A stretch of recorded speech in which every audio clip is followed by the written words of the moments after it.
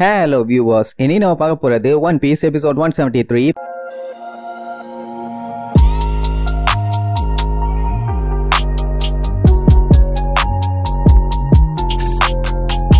Open பண்ணா அந்த கமகிரி பையில காட்டுறாங்க. அவனால முடியல, பட் இருந்தாலுமே இந்த சண்டையில கடைசி வரைக்கும் போராடி ஆகணும்னு வழி கொண்டு போவான். அப்படியே இவங்க போகும்போது ஆப்போசிட்ல பெரிய சைஸ் மரம் மாதிரி பாப்பாங்க. இதோட டாப்ல தான் கண்டிப்பா இன்னொரு இருப்பான். அவனை எப்படியாச்சும் காலி பண்ணிடணும்னு வேகமா போனா திடீர்னு கூட வந்தவன் ஐயோ அம்மான்னு கத்திட்டு இருப்பான். என்ன ஆச்சுரான்னு பார்த்தா அப்படியே கூட வந்தவனோட தலைய புடிச்சு எவனோ ஒருத்தன் கருக்கி இருப்பான். என்ன கண்ணுகளா என்னைய கூப்பிட்டீங்கல்ல, அதான் வந்துட்டேன்பா. யாரான்னு பார்த்தா அந்த எனரு. அவனை பார்த்துட்டு மிரண்டுவான். என்னப்பா ஷண்டோராவோட வாரியர் கமகிரி இங்க வரைக்கும் வந்துட்டியாமா?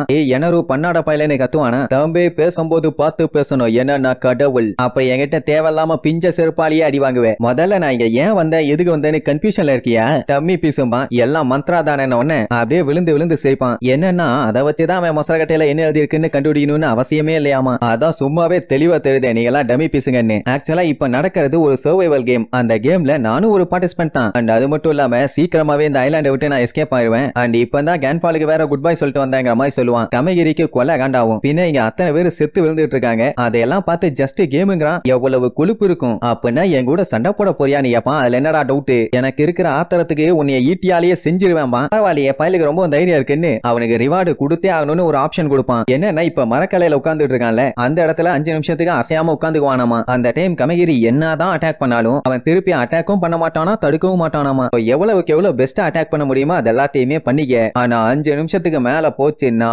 கடவுள்னா என்ன அப்படின்னு உன்னோட அடிமனசோட ஆள வரைக்கும் தெரியுற மாதிரி பண்ணிடுவேன்பா. இப்படி ஒரு சான்ஸ் கிடைச்சதுன்னா விடுவானா? நீ சாகிற டைம் வந்துருச்சுடா எனருன்னு கொலவெறியோட கத்திக்கிட்டே பாஞ்சு அடிக்க போவான். ஆனாலுமே அந்த எனரு அசைய கூட செய்யாம இழிச்சுக்கினே கூட்டிட்டு இருப்பான். அப்படியே கட் பண்ணி இங்க நமி போற கப்பலை காட்டுறாங்க. அங்க 2 குண்டு பயலுக்கு சண்டை வந்தானுங்கல்ல, அட அவனுங்கள நமி என்னதான் அட்டாக் பண்ண ட்ரை பண்ணாலும் ஜம்ப் பண்ணி எஸ்கேப் ஆயிட்டே இருக்கானுங்க. ஆளுங்க சைஸ்ல பெருசா இருக்கானுங்களே, வேகமா மூவ் பண்ண முடியாதுன்னு பார்த்தா அவனுங்க செம ஃபாஸ்டா இருக்கானுங்க. சோ முடிஞ்சா வந்து அடின்னு சொல்லி கிண்டல் பண்ணி சிரிச்சுட்டு இருப்பானுங்க. அட அதோட விட்டா பரவாயில்லையே, உசோப்ப ஒரே மிதி. அடுத்து சஞ்சி 2 கிரைண்டருக்கு நடுவுல 2 பால போட்ட மாதிரி 2 பேரும் மாத்தி மாத்தி இடிச்சு தெரிச்சிட்டு இருப்பானுங்க. அதுக்கப்புறம் ஏதோ ஃபுட்பால் விளையாடுற மாதிரி காலை வச்சு மாத்தி மீச்சிட்டு இருப்பானுங்களா. நமிக்கெல்லாம் செம காண்டாவும். நிறுத்தங்கடான்னு தொண்டைகளியே கத்துவா. ஏன்னா இப்ப நம்மளே கான்சியஸ்ல இல்ல. இந்த நிலைமையில அவனுங்களை இந்த அடி அடிச்சா செத்து போயிட்டானுங்கன்னா அவனால தாங்க முடியல. இங்க நம்ம ஸ்கைநைட் ஏதாச்சும் சண்டை போடுவான்னு பார்த்தா உட்காந்து வேடிக்கை பார்த்துட்டு இருப்பான். அவனுக்கு விரதாவே இல்ல. ஏன்னா அவங்க அண்ணன் சட்டோரியை இவங்க தான் கொண்டிருக்காங்க. அதனால இவங்களை பழி வாங்காம விடக்கூடாதுன்னு சொல்லி தான் அட்டாக் பண்ணுவானுங்க. நமி என்ன பண்ணுவா, இதுக்கு மேல விட்டா வேலைக்கு ஆகாதுன்னு ஓங்கி போய் ஒரு அடி வைப்பான். அதை கேஷுவலா தடுத்து மூஞ்சுக்கு நேரா கையை நீட்டிடுவான். அவ்வளவுதான் நமி காலின்னு பார்த்தா கையில இருந்து ஏதோ கேஸ் மாதிரி வெளியே வரும். ஒக்கா மக்கா நாத்தம் தாங்க முடியாது. என்னடான்னா அந்த லூசு பைய பாம்பு போட்டிருக்கான், அதுதான் பிளேவர் டயலாமா. இப்படி சொல்லிட்டு மறுபடியும் ஜாலியா ஆடுவானுங்களா. நம்ம தாடி நோட் பண்ணிட்டாரு. அப்படின்னா அந்த பழைய கிட்ட மொத்தமாவே 4 டைப் தான் டயல் இருக்குன்னு. ஆமான்னு சொல்லிட்டு மறுபடியும் ஆட்டம் போடுவானுங்க. என்னென்ன டயல்னு பார்த்தா ஃப்ளேம் டயல், ஆக்ஸ் டயல்,